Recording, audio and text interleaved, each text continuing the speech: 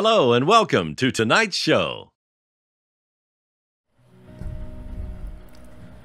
Economics is a social science concerned with the production, distribution, and consumption of goods and services.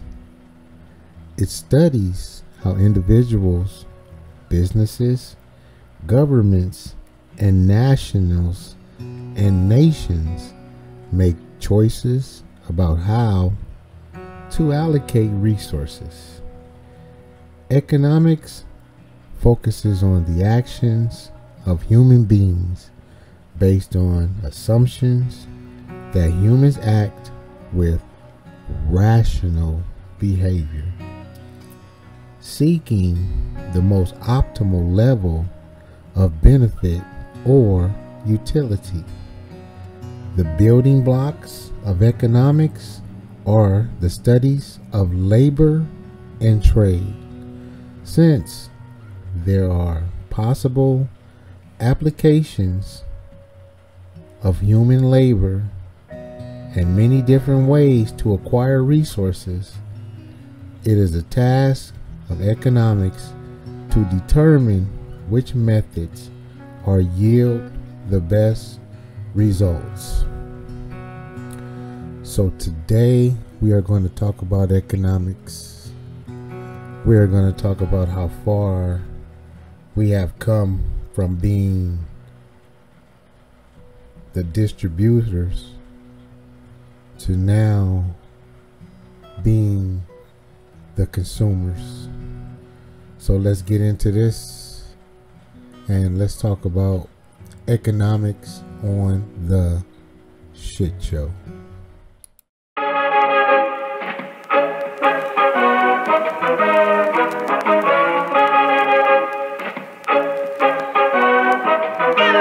Artlist.io.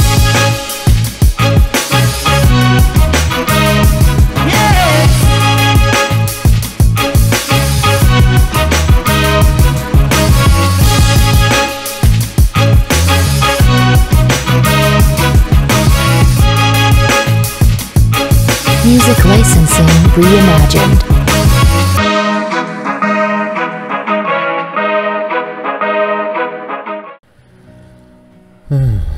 What's up, everybody? This is your host with the most, Bane Allen, and tonight I'm going to be talking about economics.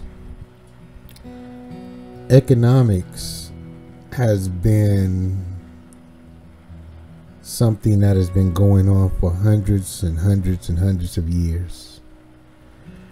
Before it was changed into being taxed by white colonists, our indigenous sisters here in this country used to trade goods and services with people that came along our shores in this country. And as time went by, we were wiped out, slaughtered, murdered, enslaved, and all of our goods and services were taken from us and taken away from us. And the people that stole it from us learned to adapt and learned to sell these goods and services for themselves to become rich, wealthy, and famous.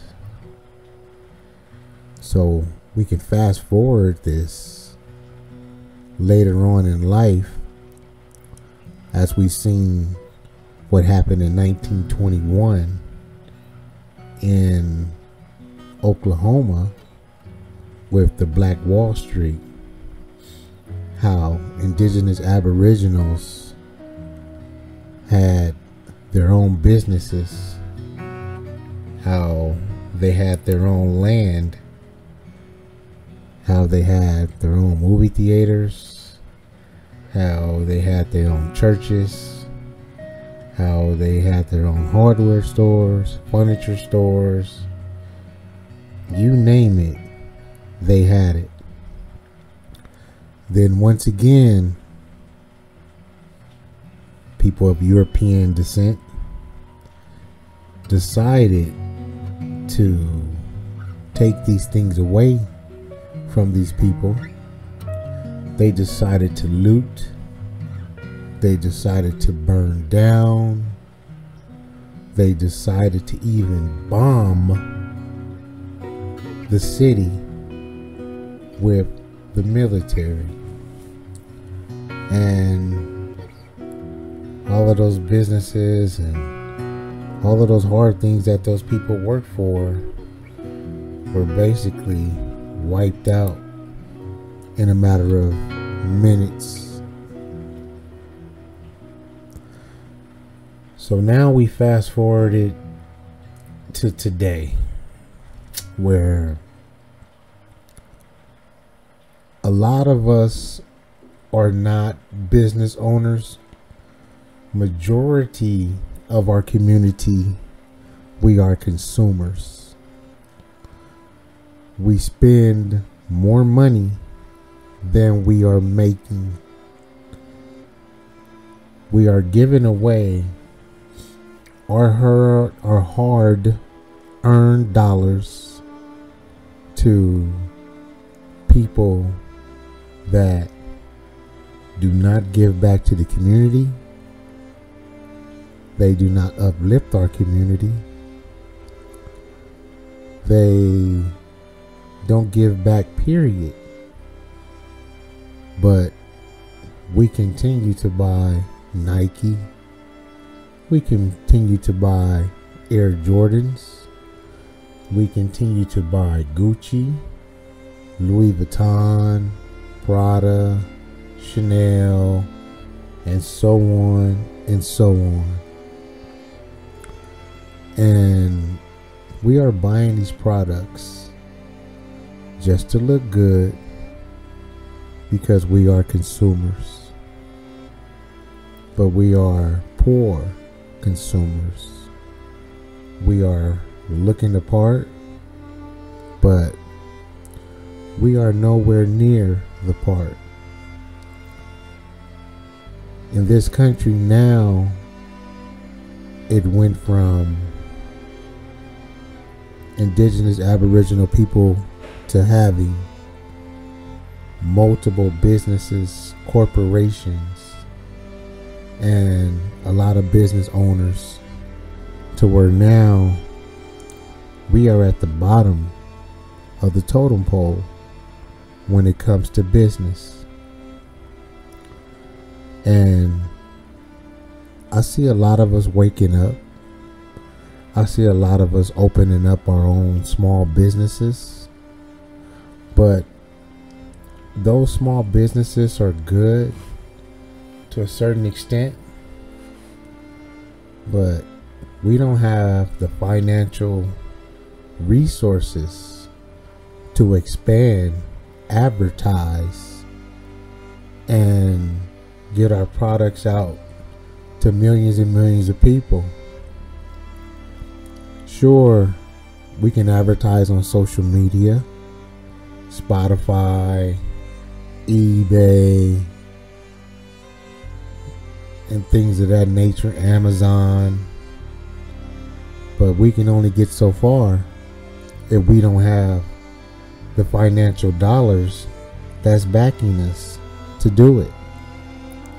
Now, you can go to one of these banks and try to get a loan, but they're not giving you no loan because you don't have the resources, and you definitely don't have the collateral for them to even consider giving you a loan. And you can be banking with these banks for 10, 15, 20, even 30 years. And you try to get a business loan, they will deny you. They will find all kind of reasons of why they will deny you, because They see your dream. They see your passion. But the color of your skin makes them see otherwise. Because they don't want to see us grow. They don't want us to be like it was in 1921 when we were independent on our own, when we were not depending on anyone else to help us or anyone to give us a handout. We were more than capable and more than willing to produce our own goods and services on our own. And we did that. So I'm trying to understand why we can't do this now. What is the problem of why we can't do this now? Why we can't grow? Why we can't advance in life and be rich entrepreneurs? And here's why. In our communities, most of our communities, we are receiving government assistance. So when you have a small tract mind and you are getting quote unquote free food, free money, low income living and housing, and you accept this and you don't want to advance further in your life, then you developed a slave mentality that you get drawn to, you get accustomed to, and you get very comfortable with. And when they give you this money and when they give you these food stamps, the first thing that you go do is you go spend it with someone that is non-indigenous aboriginal descent. So the government pays you to go make somebody else rich. Nobody spends with black people. Nobody spends dollars with black dollars in black communities. It just doesn't happen. Nowadays it doesn't happen. And it's hard for a lot of black business owners, especially when it comes to economics, because it's okay for Gucci to charge somebody $3,000 for a purse, but if there is a black person that has a purse, better design, better look, better quality, better feel, and they're charging $3,000, black people, they won't even touch that person's purse, because we are mentally trained to go with the things that we are more accustomed to, instead of overstanding and giving someone that is of our ethnicity the chance to shine and to prosper. Because the first thing that we say is, oh, that purse is too high, I can just go to Beverly Hills and go to the Gucci store and get me a Gucci purse for that money. But even if that indigenous aboriginal black person wasn't selling the purse for $3,000 and they were selling it for $2,000, they still would get criticized for charging too much money, and they would say the price is too high. See, me, I run a home business. It's a t-shirt and design company. I do personal shirts for personal clients, and I do shirts for businesses like restaurants, construction, paving industry, and things of that nature. And I have to be competitive with my prices, just like everybody else. But see, for me, I know how to do business. I know how to handle my business. And I know how to give the customer exactly what they want. And I do my best to give the best quality and the best work that I can possibly do. Now, I had people of color also say, "Oh, you charging this amount for this shirt?" Yes, I am. For one, I have to buy these shirts. For two, I have to buy the material to make these shirts and put whatever design that the customer wants on these shirts. Okay? 3, I have to use my electricity, my machines that I bought personally with my own dollar to make the product. And then 4, I have to do the labor by myself to produce the things that I have to produce to fulfill my order, so I can have a happy client and a happy customer. And can't forget about shipping and handling. I have to package the product, which costs money. I have to pay for the shipping label, which costs money. I have to drive to the post office, and I have to drop off the product at the post office, and I have to drive home. And that could be just for one shirt.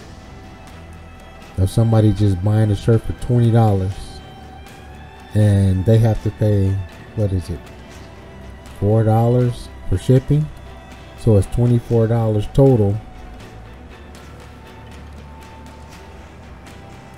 And some people have complained about that, but they have no problem going down to the swap meet and paying a higher price with the Chinese people. And it is so true. You know, same type of material.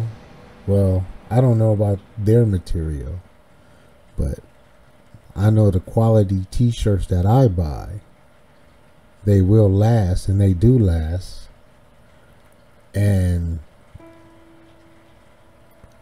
But they will charge in between $25 and $30 for the exact same thing that I'm doing.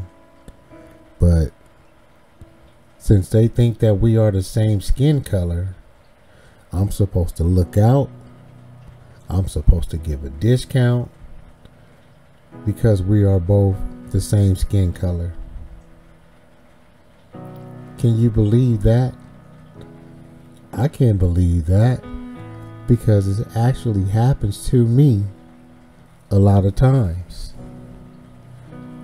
But when I do business with white clients, Hispanic clients, Asian clients, I don't get that same type of feedback. They pay that dollar of what I charge.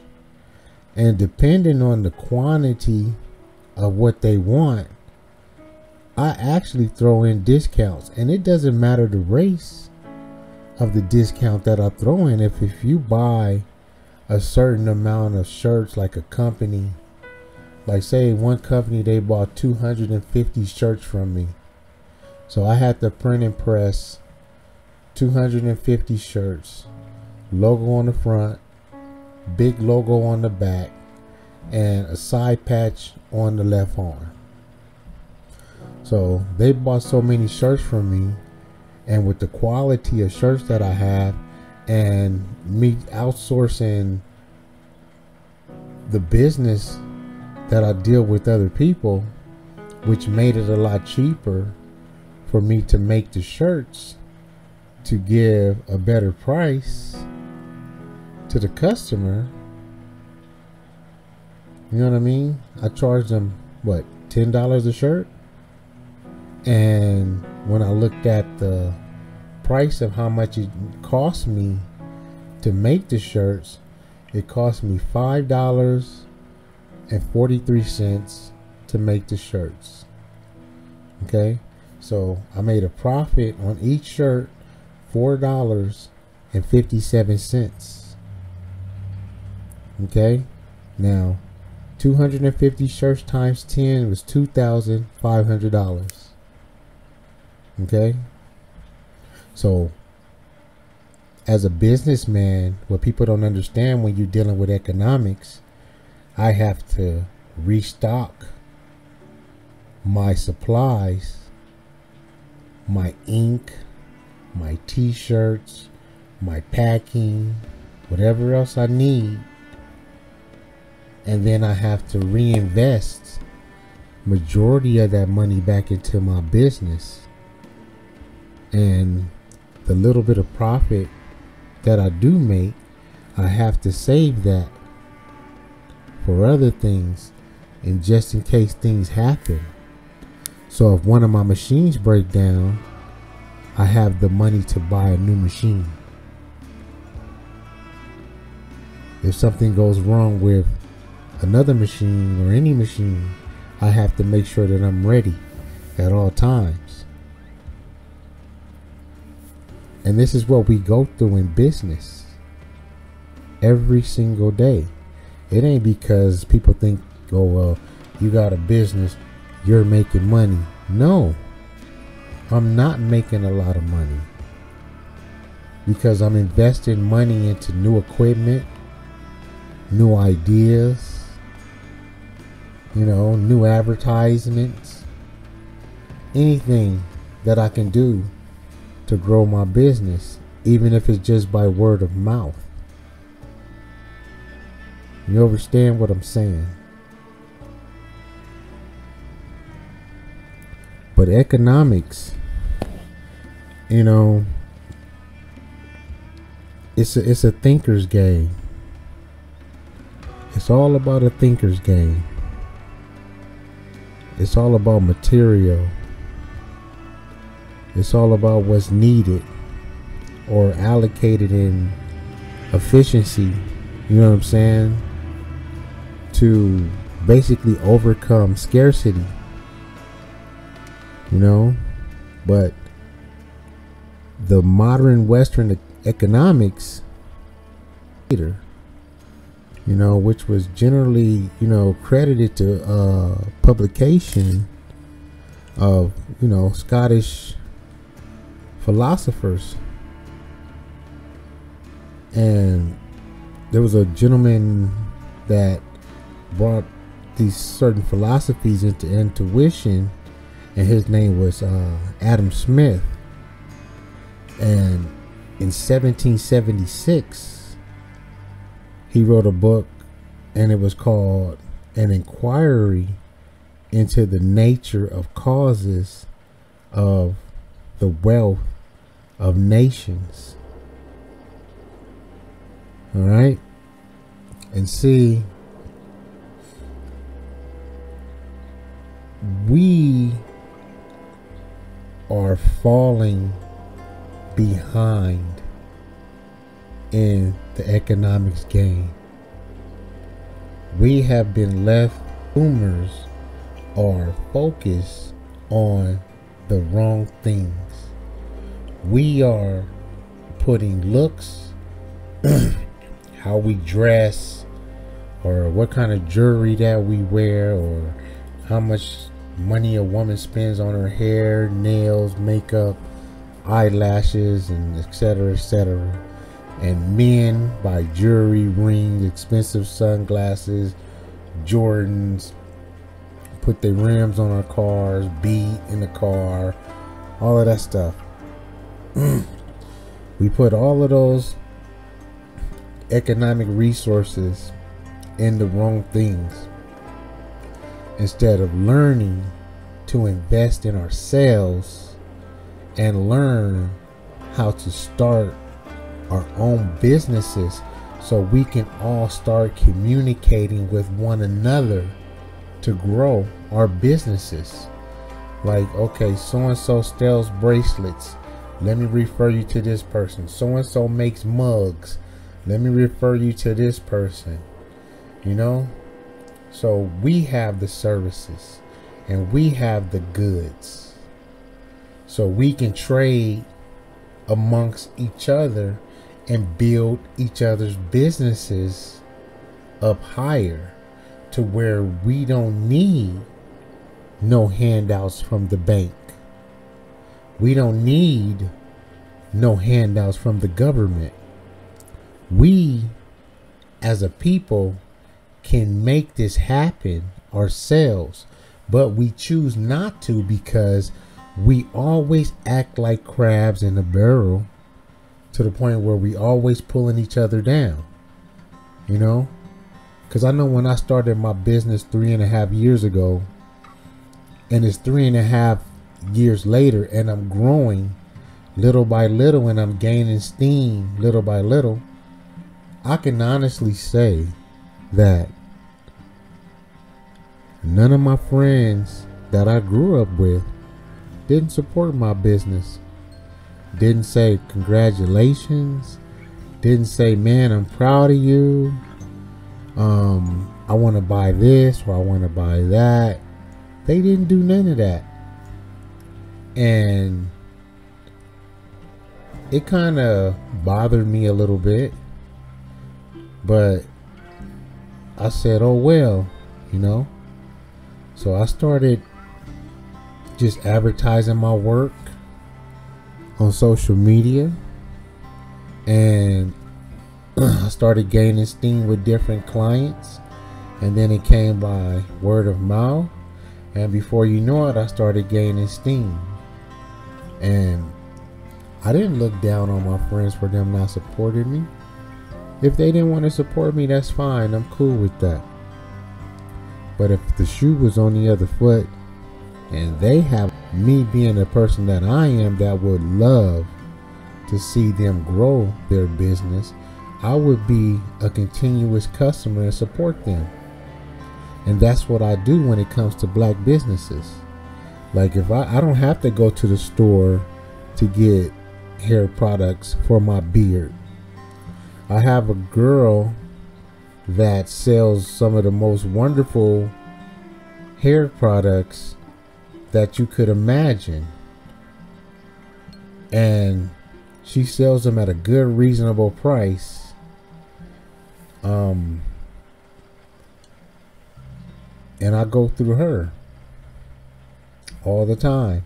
I go on her website, I click on what I need, and in 3 or 4 days she sends it to my house right away, and I'm good.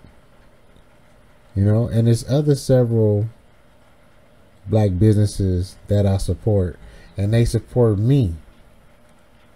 But this is a continuing cycle that we need to build up again, just like Black Wall Street. But it's different now. because now we have internet. You know what I mean? It's so easier now. We can do a lot of things from home. We can ship. We can receive. We can do all the necessary things that we need to do, but we don't want to do them because a lot of us are stuck on stupid.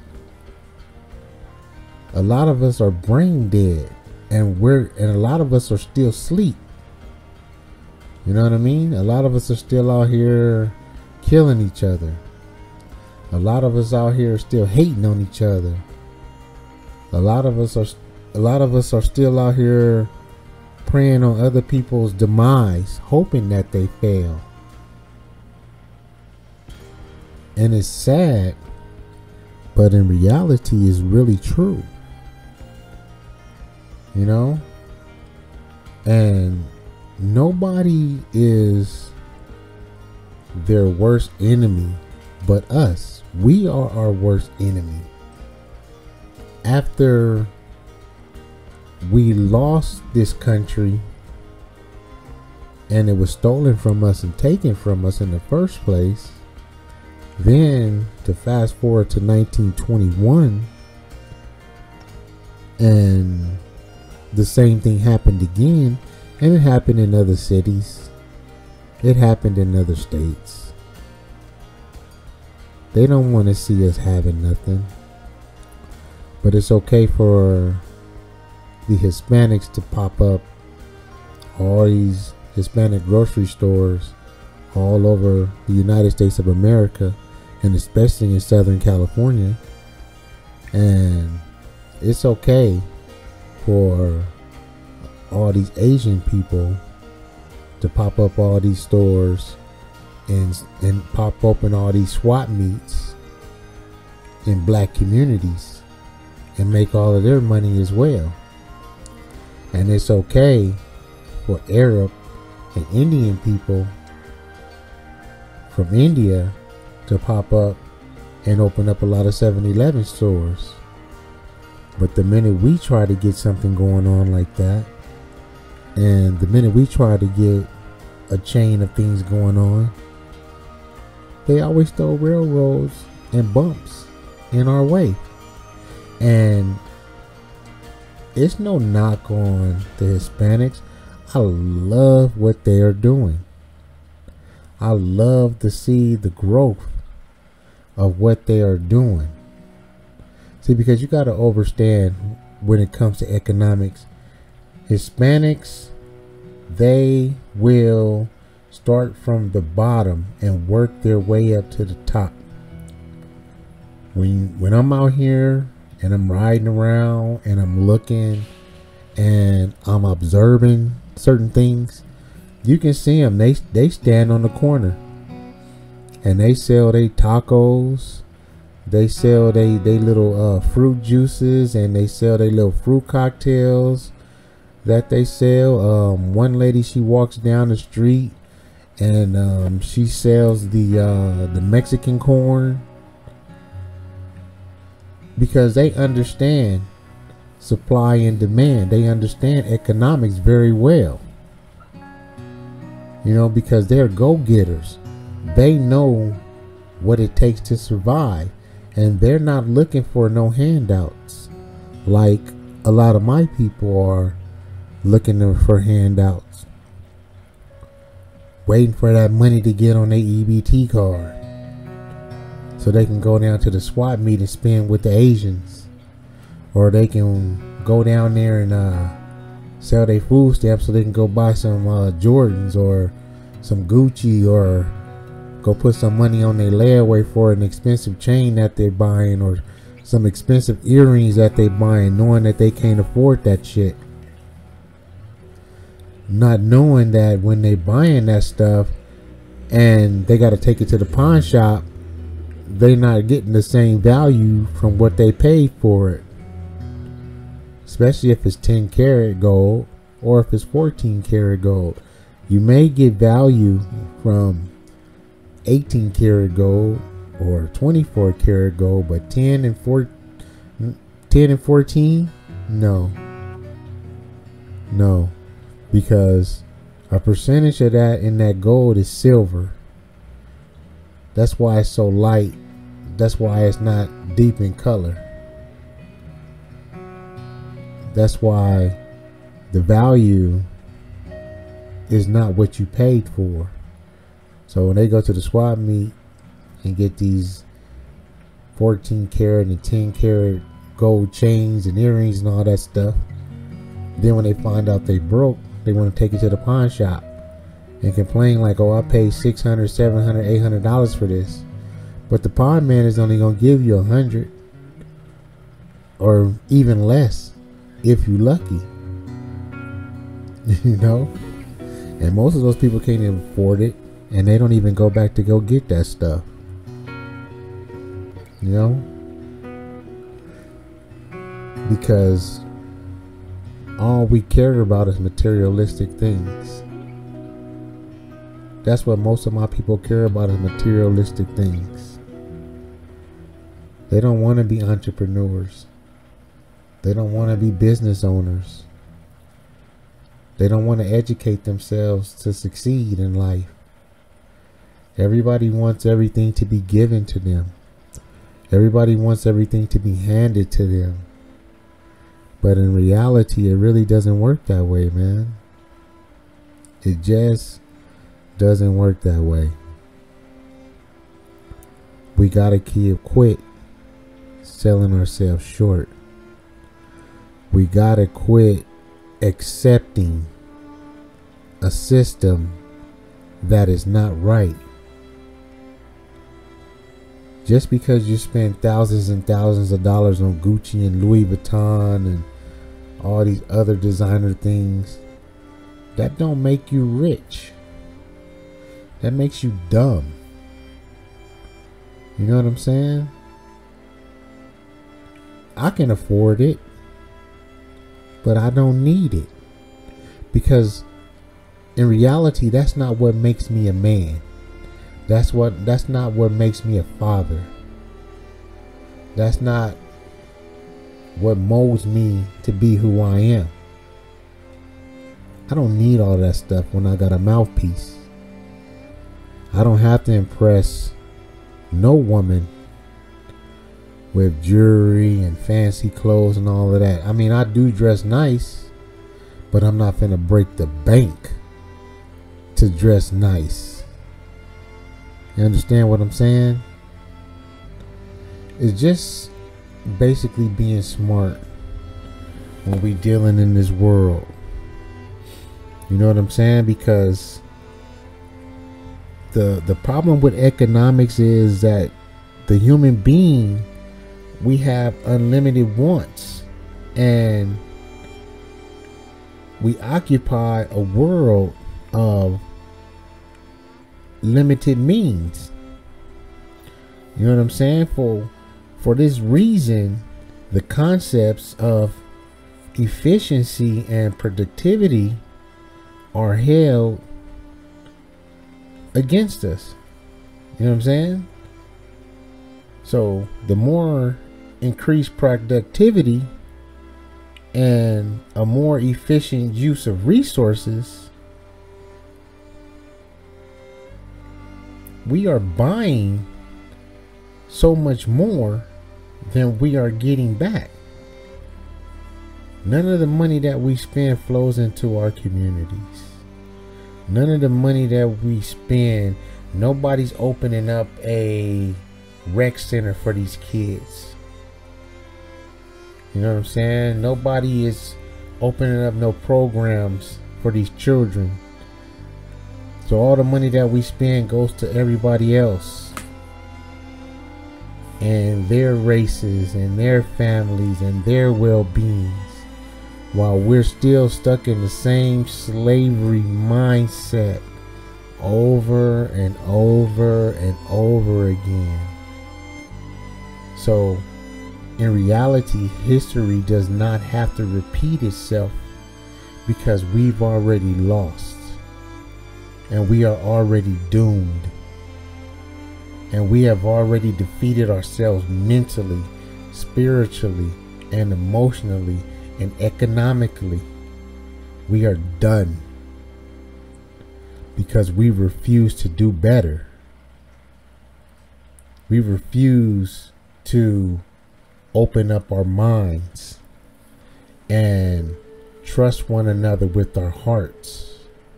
But we don't want to do that because we are so jealous and envious